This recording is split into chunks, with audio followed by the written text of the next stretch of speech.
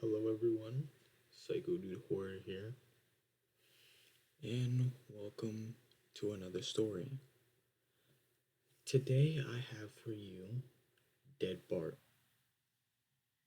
This is a story that was released back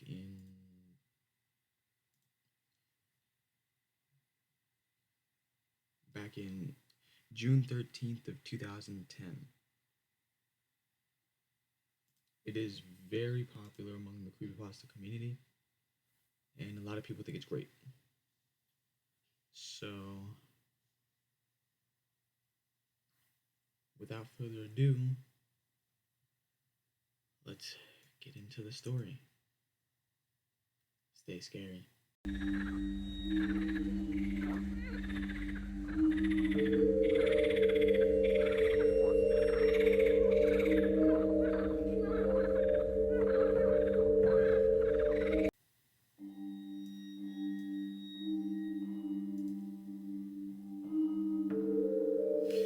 You know how Fox has a weird way of counting Simpsons episodes? They refuse to count a couple of them, making the amount of episodes inconsistent. The reason for this is a lost episode from season 1. Finding details about this missing episode is difficult. No one who has ever worked on the show at the time likes to talk about it. From what has been pieced together, the lost episode was written entirely by Matt Groening. During production of the first season, Matt started to act strangely. He was very quiet, seemed nervous and morbid. Mentioning this to anyone who was present results in them getting very angry and forbidding you to ever mention it to Matt. The episode's production number was 7G44. The title was Dead Bart. In addition to getting angry, asking anyone who was on the show about this will cause them to do everything they can to stop you from directly communicating with Matt Groening. At a fan event, I managed to follow him after he spoke to the crowd, and eventually had a chance to talk with him alone as he was leaving the building. He didn't seem upset that I had followed him, probably expected a typical encounter with an obsessive fan. When I mentioned the lost episode, though, all color drained from his face, and he started trembling. When I asked him if he could tell me any details, he sounded like he was on the verge of tears. He grabbed a piece of paper, wrote something on it, handed it to me, and he begged me to never mention the episode again. The piece of paper had a website address on it. I'd rather not say what it was for reasons you'll see in a second. I entered the address into my browser, and I came to a site that was completely black, except for a line of yellow text, a download link. I clicked on it, and a file started downloading. Once the file was downloaded, my computer went crazy. It was the worst virus I had ever seen. System restore didn't work, the entire computer had to be rebooted. Before doing this though, I copied the file onto a CD. I tried to open it on my now empty computer, and as I suspected, there was an episode of The Simpsons on it. The episode started off like any other episode, but had very poor quality animation. If you've seen the original animation from Some Enchanted Evening, it was similar but less stable. The first act was fairly normal, but the way the characters acted was a little off. Homer seemed angrier, Marge seemed depressed, Lisa seemed anxious, Bart seemed to have genuine anger and hatred for his parents. The episode was about the Simpsons going on a plane trip. Near the end of the first act, the plane was taking off. Bart was fooling around as you'd expect, however, as the plane was about 50 feet off the ground, Bart broke a window of the plane and was sucked out. At the beginning of the series, Matt had an idea that the animated style of the Simpsons world represented life, and the death turned things more realistic. This was used in the episode. The picture of Bart's corpse was barely recognizable. They took full advantage of it not having to move, and made it almost photorealistic drawing of his dead body. Act 1 ended with a shot of Bart's corpse. When Act 2 started, Homer, Marge, and Lisa were sitting at their table crying. The crying went on and on. It got more pained and sounded more realistic. Better acting than you would think possible. The animation started to decay even more as they cried, and you could hear murmuring in the background. This crying went on all of Act 2. Act 3 opened with a title card saying, "1 year had passed." Homer, Marge, and Lisa were skeletally thin and still sitting at the table. There was no sign of Maggie or the pets. They decided to visit Bart's grave. Springfield was completely deserted, and as they walked to the cemetery, the houses became more and more decrepit. They all looked abandoned. When they got to the grave, Bart's body was just lying in front of his tombstone. Looked just like it did at the end of Act 1. The family started crying again. Eventually they stopped and just stared at Bart's body. The camera zoomed in on Homer's face. According to summaries, Homer tells a joke at this part, but it isn't audible in the version I saw. You can't tell what Homer is saying. The view zoomed out as the episode came to a close. The tombstones in the background had the names of every Simpsons guest star on them. Some of that no one had heard of in 1989. Some of them haven't been on the show yet. All of them had death dates on them. For guess who died since like Michael Jackson and George Harrison. The dates were when they would die. You could try to use the tombstones to predict the deaths of living Simpson guest stars, but there's something odd about most of the ones who hadn't died yet. All their deaths are listed as the same date.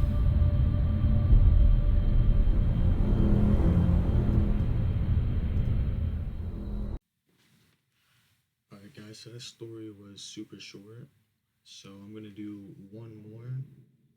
This is Jeff the Killer, the original one that came out a while back. So without further ado, let's get into the story.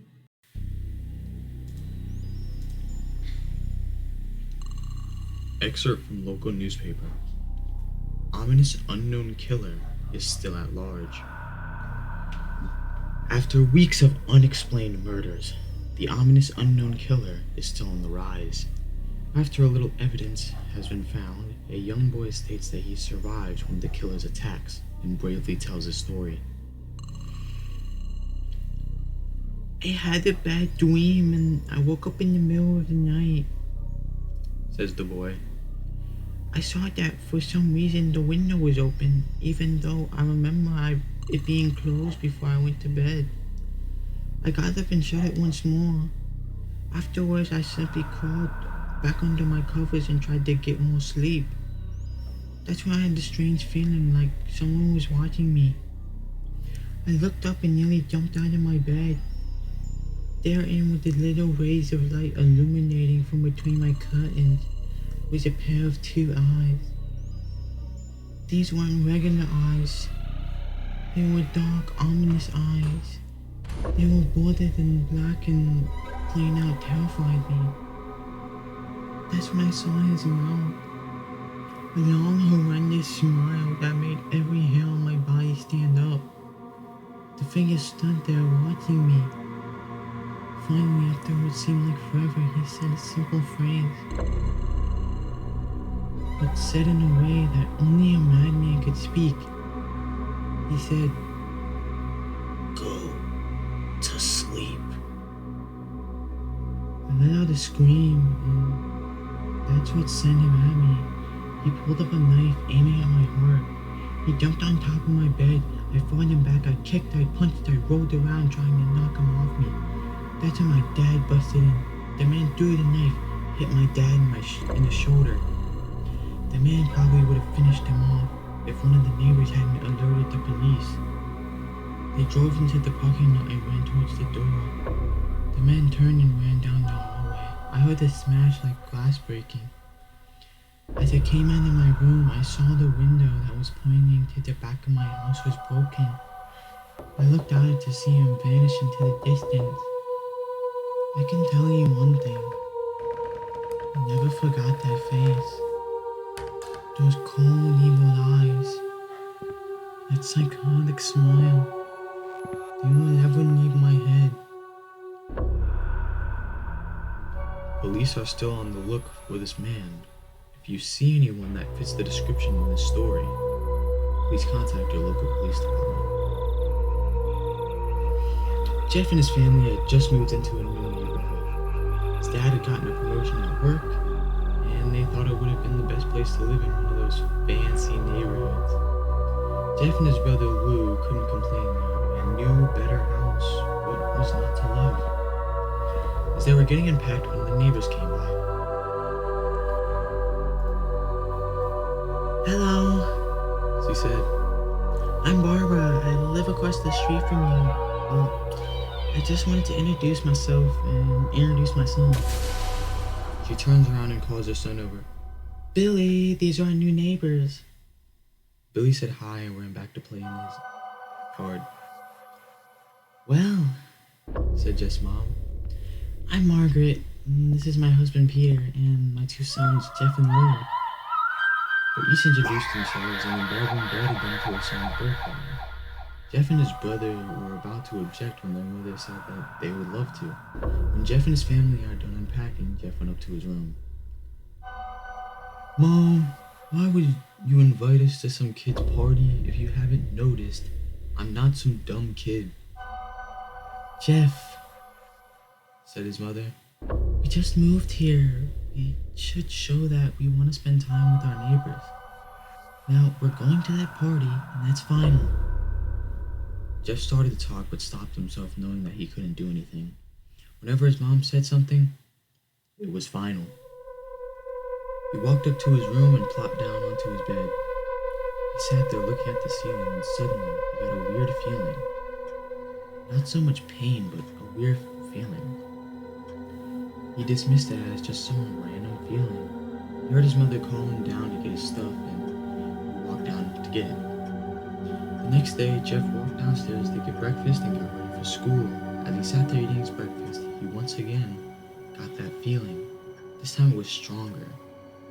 It gave him a slight tugging pain, but he once again dismissed it. As he and Lou finished breakfast, they walked down to the bus stop. They sat there waiting for the bus, and then all of a sudden some kids on skateboards jumped over them, only inches above their laps. They both kicked back in surprise. "Hey, what the hell?" The kid landed and turned back to them. He kicked his skateboard up and caught it in his hand. The kid seemed to be about 12, 1 year younger than Jeff. He wears a postal shirt and ripped blue jeans. Well. Looks like we got some new meat." Suddenly, two other kids appeared. One was super skinny, the other one was huge. "Well, since you're new here, I'd like to introduce yourselves. Over there is Keith." Jeff and Lou looked over to the skinny kid. He had a dopey face that you would expect a sidekick to have, and he's Troy. They looked over at the fat kid. Talk about a tug of war. This kid looked like he hadn't exercised since he was crawling. "And I," said the first kid, "am Randy." Now, for all the kids in this neighborhood, there's a small price for bus fare, if you catch my drift. Lou stood up, ready to punch the lights out of this kid's eyes, and one of his friends pulled a knife on him. "I had hoped you'd be more cooperative, but it seems you must do this the hard way." The kid walked up to Lou and took his wallet out of his pocket. Jeff got the feeling again. Now it was truly strong, a burning sensation. He stood up, but Lou gestured him to sit down. Jeff ignored him and walked up to the kid. "Listen here, you little punk. Give back my bro's wallet, or else." Randy put the wallet in his pocket and pulled out his own knife. "Oh, and what will you do?" Just as he finished the sentence, Jeff popped the kid in his nose. As Randy reached for his face, Jeff grabbed the kid's wrist and broke it. Randy screamed and Jeff grabbed the knife from his hand. Troy and Keith rushed off, but Jeff was too quick. He threw Randy to the ground. Keith lashed out at him. but Jeff ducked and stabbed him in the arm. Keith dropped his knife and fell to the ground screaming. Troy rushed him too, but Jeff didn't need the knife. He just punched Troy straight in the stomach, and Troy went down. As he fell, he puked all over. Lou could do nothing but look in amazement at Jeff. "Jeff, how'd you..." was all he said. They saw the bus coming and knew they'd be blamed for the whole thing, so they started running as fast as they could. As they ran, they looked back and saw the bus driver rushing over to Randy and the others. As Jeff and Lou made it to school, they didn't dare tell what happened. All they did was sit and listen. Lou just thought of that as his brother beating up a few kids, but Jeff knew it was more. It was something scary. As he got that feeling, he felt how powerful it was. The urge to just hurt someone. He didn't like how it sounded, but he couldn't help feeling happy. He felt the strange feeling go away and stay away for the entire day of school. Even as he walked home due to the whole thing near the bus stop and how now he probably wouldn't be taking the bus anymore, he felt happy. When he got home, his parents asked him how his day was, and he said in a somewhat ominous voice, "It was a wonderful day." Next morning, he heard a knock on his front door. He walked down to find 2 police officers at the door. His mother looked back at him with an angry look. "Jeff, these officers tell me that you attacked 3 kids. That it wasn't regular fighting, and that they were stabbed. Stabbed, son." Jeff's gaze fell to the floor, showing his mother that it was true. "Mom, they were the ones who pulled knives on me and Lou." "Son," said one of the cops, "we found 3 kids, 2 stabbed, 1 having a bruise on his stomach. We have witnesses proving that you fled the scene. Now, what does that tell us?" Jeff knew it was no use. He could say to him and Lou had been attacked, but then there was no proof of it. It was not them telling who attacked first. They couldn't say that they weren't fleeing because, truth be told, they were. So Jeff couldn't defend himself or Lou. "Son, call down your brother." Jeff couldn't do it since it was he who beat up all the kids. "Sir, it was me. I was the one who beat up those kids. Lou tried to hold me back, but he couldn't stop me." The cop looked at his partner as they both nodded. "Well, kid, looks like a year in juvie." "Wait!" They all look up to see him holding a knife. The officers pulled their guns and locked them on Lou. "It was me. I beat up those little punks. I have the marks to prove it." He lifted up his sleeve to review cuts and bruises, and if he was in a struggle. "Son, put the knife down," said the officer. Lou held up the knife and dropped it to the ground. He put his hands up and walked over to the cops. "No, Lou, it was me. I did it." Jeff had tears running down his face. Poor bro, trying to take the blame for what I did. "Well, take me away." The police led Lou out to the patrol car. "Lou, tell them it was me. Tell them. I was the one who beat up those kids." Jeff's mother put her hand on his shoulders. "Jeff, please, you don't have to lie. We know it's Lou. You can't stop." Jeff watched helplessly as the cop car sped off with Lou inside. A few months later, Jeff's dad pulled into the driveway, seeing Jeff's face and knowing something was wrong. Son, what is it?" Jeff couldn't answer. His vocal cords were strained from crying. Instead, Jeff's mother walked his father inside to break the bad news to him as Jeff wept in the driveway.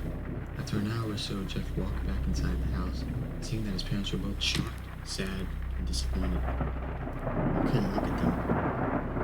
He couldn't see how they thought of Lou when it was his fault. He just went to sleep, trying to get the whole thing off his mind. 2 days went by with no word from Lou at JDC. No friends to hang out with. Nothing but sadness and guilt. The That is, until Saturday, when Jeff is woken up by his mother with a happy, sunshiny face. Jeff, it's the day. She said as she opened the door to find him alone. What? What's today? As Jeff asks as he stirs awake. Why, it's Billy's party. He was now fully awake. Mom, we're joking, right? You don't expect me to go to some kid's party after it. There was a long pause. Jeff, we both know what happened. I think this party could be a thing that brightens up the past few days. Now get dressed. Jeff's mother walked out of the room and downstairs to get ready himself. He fought himself to get up, picked out a random shirt and a pair of jeans and walked downstairs. He saw his mother and father all dressed up, his mother in a dress and his father in a suit. He thought, why they would ever wear such fancy clothes to a kid's party. Son, is that what you're gonna wear? Said Jeff's mom. Better than wearing too much, he said. Now, Jeff, we may be overdressed. This is how you go. You want to make an impression, said his father. Jeff grunted and went back up to his room. I don't have any fancy clothes, He yelled downstairs. just pick something out. Called his mother. He looked around in his closet for what he would call fancy. He found a pair of black dress pants he had for his and an undershirt. He couldn't find a shirt to go with it though. He looked around and found only striped and patterned shirts, none of which go with dress pants. Finally, he found a white hoodie and put it on. You're wearing that? They both said. His mother looked at her watch. Oh, no time to change. Let's just go. She said as she herded Jeff and his father out the door. They crossed the street over to Barbara and Billy's house, knocked on the door, and as it appeared that Barbara, just like his parents, way overdressed. As they walked inside, all Jeff could see were adults, no kids. The kids are out in the yard, Jeff. How about you go and meet some of them? Said Barbara. Jeff walked outside to a yard full of kids. They're running around in weird cowboy costumes and shooting each other with plastic guns. You might as well be standing in a Toys R Us. Suddenly, a kid came up to him and handed him a toy gun and hat. Hey, you want to play? He said, "Ah, no, kid. I'm way too old for this stuff." The kid looked at him with that weird puppy dog face. Please, said the kid. Fine, said Jeff. He put on the hat and started to pretend shoot at the kids. At first, he thought it was totally ridiculous. But then he actually started having fun. It might not have been super cool, but it was the first time he had done something that took his mind off a little. So he played with the kids for a while until he heard a noise. A weird rolling noise. Then it hit him. Randy, Troy, and Keith. All of them jumped over the fence on their skateboards. Jeff dropped the fake gun and ripped off his hat. Randy looked at Jeff with burning hatred. hello. Jeff, is it? He said. We have some unfinished business. Jeff saw his bruised nose.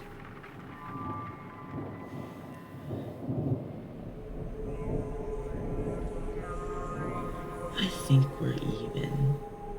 I beat the crap out of you.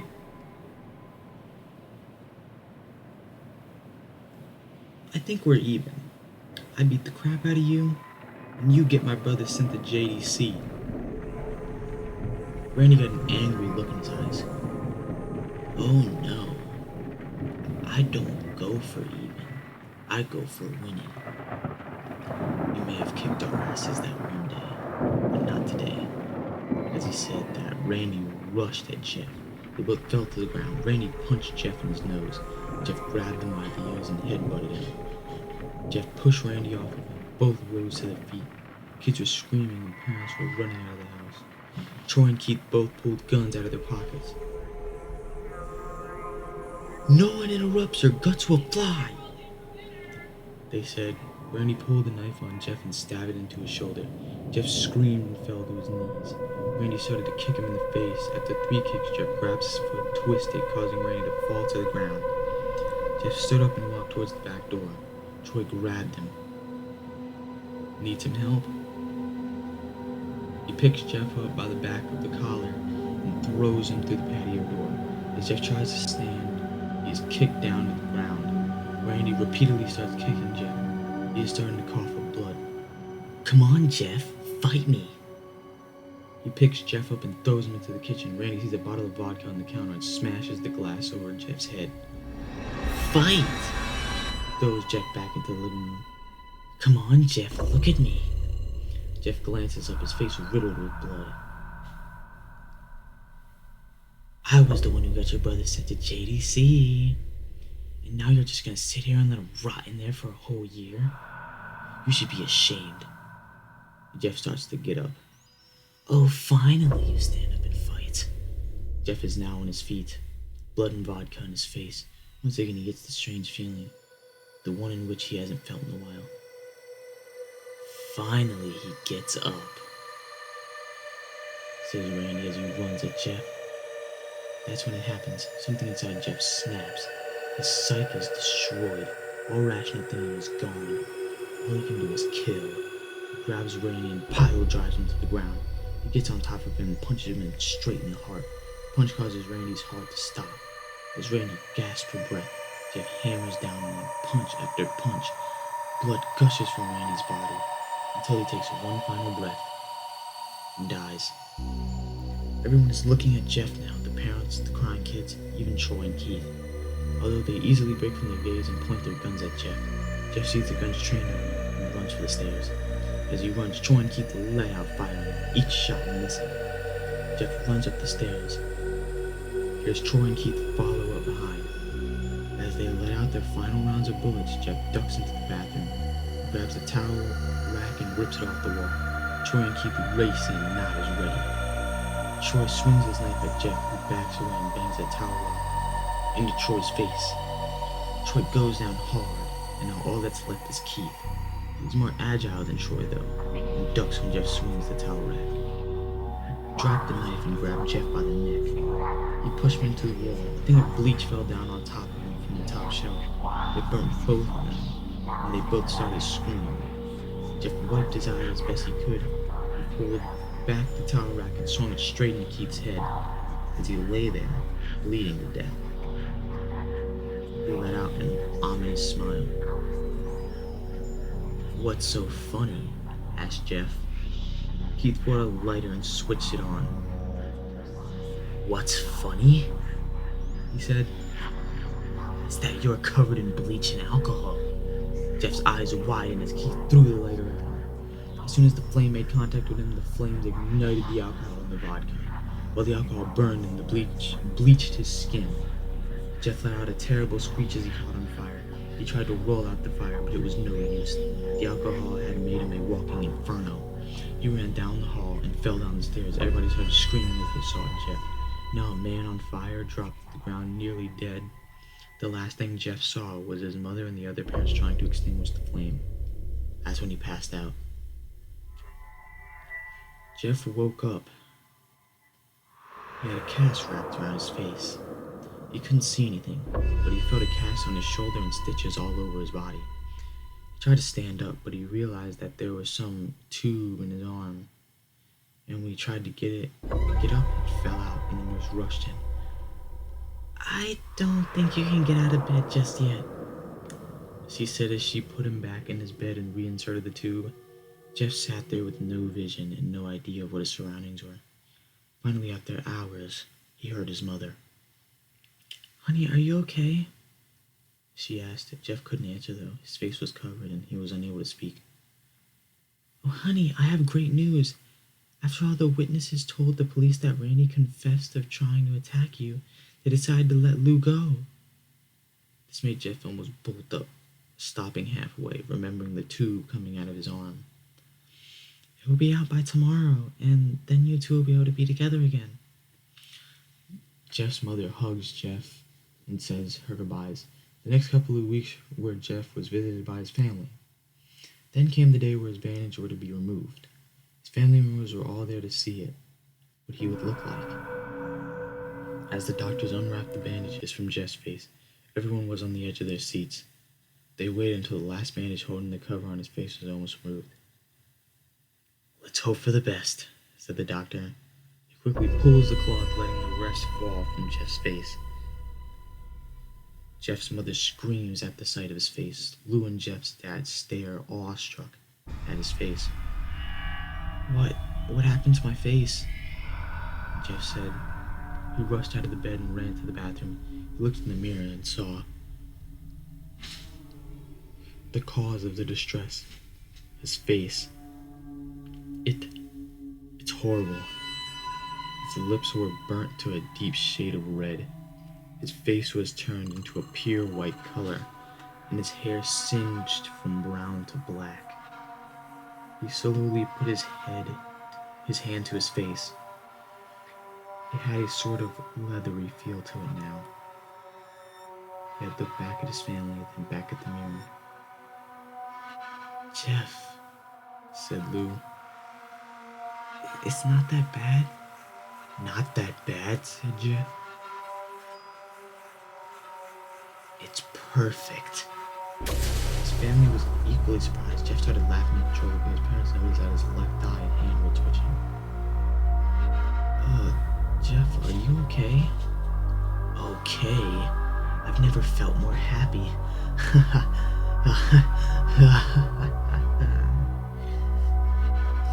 "Look at me. His face goes perfectly with me." He couldn't stop laughing. He stroked his face, feeling it, looking at it in the mirror. What caused this? Well, you may recall that when Jeff was fighting Randy, something in his mind. His sanity snapped. Now he was left as a crazy killing machine, that is, his parents didn't know. "Doctor," said Jeff's mom, "is my son alright? You know, in the head?" "Oh yes, this behavior is typical for patients that have taken very large amounts of painkillers. If his behavior doesn't change in a few weeks, bring him back here and we'll give him a psychological test." "Oh, thank you, doctor." Jeff's mom went over to Jeff. "Jeff, sweetie, it's time to go." Jeff looks away from the mirror, his face still formed into a crazy smile. "Okay, mommy." His mother took him by the shoulder and took him to get his clothes. This is what came in," said the lady at the desk. Jeff's mom looked down to see the black dress, pants, and white hoodie her son wore. Now they were clean of blood and not stitched together. Jeff's mother led him to his room and made him put his clothes on. They left, not knowing that this would be their final day of life. Later that day, Jeff's mother awoke to a sound coming from the bathroom. The sound of someone was crying. She slowly walked over to see what it was. When she looked into the bathroom, she saw a horrendous sight. Jeff had taken a knife and carved a smile into his cheeks. "Jeff, what are you doing?" asked his mother. Jeff looked over to his mother. "I couldn't keep smiling, Mommy. It hurt after a while. Now I can smile forever." Jeff's mother noticed his eyes ringed in black. "Jeff, your eyes." His eyes were seemingly never closed. "I couldn't see my face. I got tired and my eyes started to cold. I burned out the eyelids so I could see myself, my new face." Jeff's mother slowly started to back away, seeing that her son was going insane. "What's wrong, Mommy? Aren't I beautiful?" "Yes, son," she said. "Yes, you are. Let me go get Daddy so he can see your face." She ran into the room and shook Dad's Jeff from his... from his sleep. Honey, get the gun. She stopped as she saw Jeff in the doorway holding a knife. Mommy, you lied. That's the last thing they hear as Jeff rushes them with the knife, gutting them both. His brother Lou woke up, startled by some noise. He didn't hear anything else, so he just shut his eyes and tried to go back to sleep. As he was on the border of slumber, he got the strangest feeling that someone was watching him. He looked up before Jeff's hand covered his mouth. He slowly raised the knife, ready to plunge it into Lou. Lou thrashed here and there, trying to escape Jeff's grip. Shh, Jeff said. Just go to sleep. Thank you guys for listening to tonight's story.